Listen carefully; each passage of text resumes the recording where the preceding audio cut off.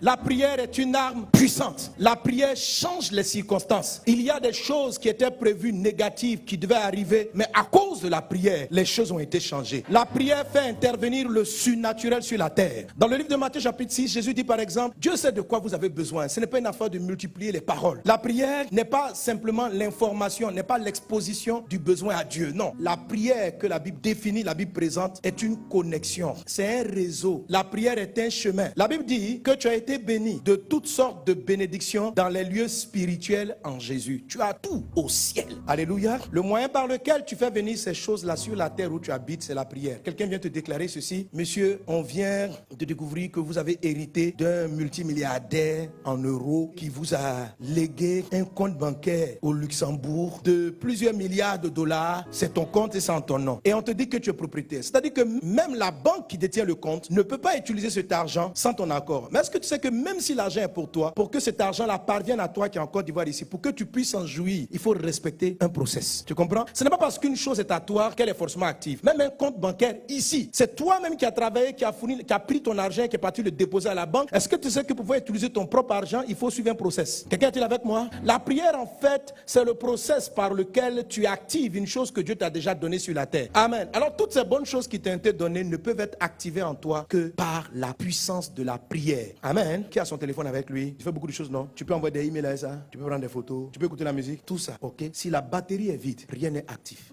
Donc, ce téléphone qui peut faire beaucoup de choses, pour qu'il puisse l'utiliser, il faut qu'il aille le connecter à une source d'énergie. C'est la source d'énergie qui active tout ce qui est à l'intérieur. Quel que soit ce que Dieu t'a donné, si tes batteries ne sont pas rechargées, il t'a donné la paix. Si ce n'est pas rechargé, ça va écrire batterie vide. Seigneur, tu as promis la joie dans mon foyer. Le pasteur a prêché, il nous a dit, vous êtes bénis de toutes sortes de bénédictions. Vous avez la capacité de neutraliser. Ton téléphone peut avoir toutes les capacités. S'il n'est pas chargé, il ne peut rien faire. Quand tu vas allumer, tu dis, là, j'ai besoin de chasser un démon dans mon couple. Allume-toi. Tu ouvres l'application, guéris palabre du couple. L'application s'ouvre. Les palabres du couple là, c'est une lourde application. Vous savez, il y a des applications là. Si te reste 3%, c'est fini. Là, j'ai besoin parce qu'il paraît qu'en Jésus, les couples sont sauvés. Il paraît quand tu appuies l'application. Est-ce qu'on est ensemble? Quel que soit ce que Dieu a dit, si tu ne prends pas le temps de te brancher à Dieu, de charger la batterie, tu ne peux pas utiliser ça. Tu ressembles à quelqu'un qui n'a pas de téléphone, tu ressembles à quelqu'un qui n'a pas un moyen d'aller sur Internet. Tu es égal à une personne qui n'a pas les applis que tu as. Il n'y a pas de différence entre toi et puis quelqu'un qui ne connaît pas Dieu.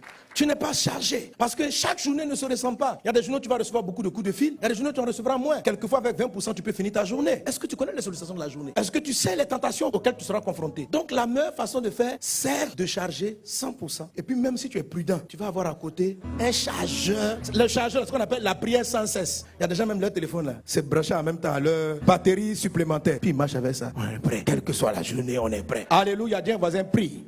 Est-ce qu'on est ensemble? La prière est simple. Notre monde aujourd'hui nous permet de comprendre ce que c'est que la prière. La prière, c'est aussi le réseau de connexion par lequel Dieu télécharge les choses qui ne sont pas encore en toi. Il y a des combats, Dieu même sait que tu n'es pas encore prêt. Et il se dit, ah mon fils, ça là, au départ, je t'ai donné ton téléphone sans cette application.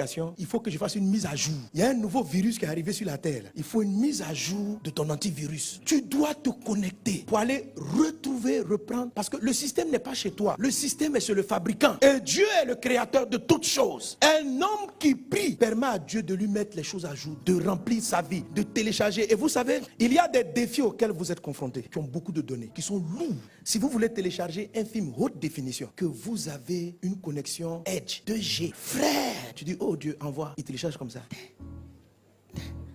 Ta barre est petite, tu vois. Quand le danger arrive demain. La qualité de la prière va jouer sur la qualité du réseau. Quelqu'un est avec moi? La prière qui produit la surabondance est un type de prière qui vous permet d'avoir le meilleur réseau de connexion. Une femme peut mieux convaincre son conjoint de faire cette chose que même le fils ne peut pas la convaincre. Elle peut télécharger plus de choses de son conjoint. Entre dans cette dimension de prière. Au nom de Jésus. Alors, les chrétiens restent frustrés sur la terre. Les chrétiens ne voient pas la puissance de Dieu. Jacques chapitre 4, verset 1 dit ceci. D'où viennent les luttes, d'où viennent les querelles parmi vous? N'est-ce pas de vos passions qui combattent dans vos membres? Vous convoitez, vous ne possédez pas. Le Seigneur dit, il y a des choses que tu souhaites avoir, mais tu n'arrives pas à les obtenir. Vous êtes meurtrier envieux. Quand on dit meurtrier, c'est pas forcément que tu es parti tuer quelqu'un. Tu es là, mais pourquoi les autres ont ça? Ça là, vraiment, eux, ils trichent. Pourquoi moi, je n'ai pas? Donc, ça crée en toi l'envie, ça crée en plusieurs la haine, l'esprit de compétition, etc. Et il dit, et vous ne pouvez pas obtenir. Il y a des choses que tu souhaites avoir. Chaque mariage dans lequel tu vas, quand mon jour va arriver, tu envies le couple de ton ami. Parce que dans leur couple, tu vois la paix, tu vois la joie. Et si mon foyer était ainsi. Oh Dieu,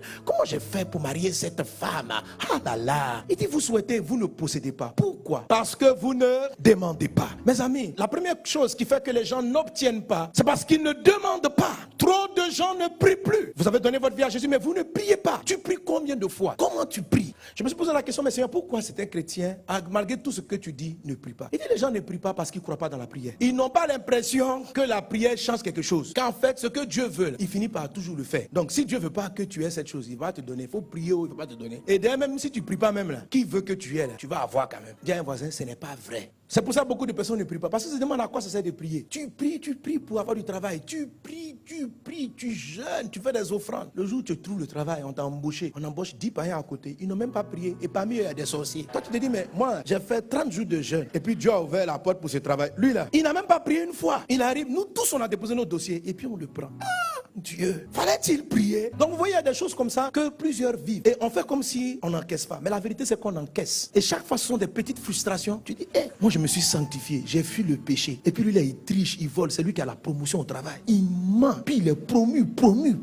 Et toi, tu es en bas. Tu vois, il y a des choses qui frustrent. C'est pourquoi ils ne prient pas. En fait, quelquefois, ils sont là, ils marmonnent des choses. Ils sont là, oh mon Dieu, qui est comme toi. Mais dis qu'ils vont sincèrement demander quelque chose à Dieu. Non, la preuve. La majorité des chrétiens aujourd'hui, lorsqu'ils déposent un dossier, ils ne comptent pas sur la prière pour faire avancer. Ils comptent sur leurs relations. Ils se disent, qui je connais? Qui connaît. Parce qu'ils ne pensent pas que la prière va faire vraiment la différence. Mais ils croient que ce qui va faire la différence, ce sont leurs relations humaines. Les gens croient dans les relations humaines, dans les connexions, plus que dans la prière. Donc on ne prie pas. Ça veut dire quand on prie, c'est une formalité technique. Mais ce n'est pas quelque chose de profond et de vrai. Est-ce qu'on est ensemble? Dis voisin, tu dois prier. Mes amis, la prière marche. La prière fonctionne. La prière fait changer des choses. Il y a quelqu'un qui me disait récemment, pasteur, Dieu même là, il sait ce qu'on veut. Il n'a qu'à nous donner en même temps. Il peut tout. On va arriver à l'église. 3 principes pour avoir du travail excellent. 4 principes pour se marier. Tout ça là, c'est trop long. Il peut, non? Sinon, il faut me marier, je vais partir. Tu peux faire, non? Faut faire. Est-ce qu'il y a des gens qui prient comme ça? Ça, ce n'est pas une prière, c'est une plainte. Il y a beaucoup de gens qui sont rentrés en mode désabusé, découragé. Et tout ce qu'ils émettent vers le ciel, c'est que si je n'ai pas rétrogradé, je suis là, quoi. Mais ton jour, c'est mon jour. Tu dis de ne pas murmurer, non? Je n'ai pas murmuré, hein. Mais bon, que ta volonté soit. Donc tu veux pas. Je suis là, je ne sais pas comment payer mon loyer, je ne sais pas comment mettre les enfants à l'école, là. C'est ce que tu veux. Je ne sais pas comment ils demandent encore. Donc c'est pourquoi les gens qui ne prient plus, même quand ils sont à genoux, ils ne prient plus. Ils pleurent seulement. Ils ne prient pas. Je dis, tu sais pourquoi la chose n'a pas changé? C'est parce que tu ne pries pas. Tu pleures, tu te plains, mais tu ne pries pas. Tu fais d'autres choses, mais tu ne pries pas. Tu cherches des contacts, mais tu ne pries pas. Tu cherches qui connaît quelqu'un, tu ne pries pas. Tu cherches tes relations, tu ne pries pas parce que tu ne crois plus dans la prière. Tu dois restaurer ta vie de prière parce qu'elle est la clé. Tu dois prier. Prie, ça marche, ça fonctionne. Amen.